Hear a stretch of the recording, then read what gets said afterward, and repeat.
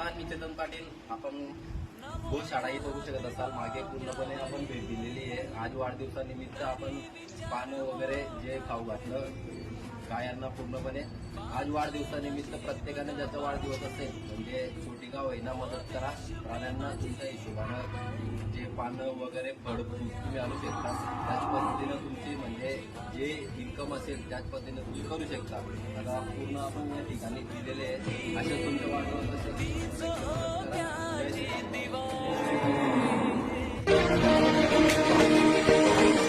लक्ष्य राज का लक्ष्य अटल है, जैसे पर्वत हिमाचल है. आज कोई तूफानों से टकराएगा, आज कोई तूफानों से टकराएगा.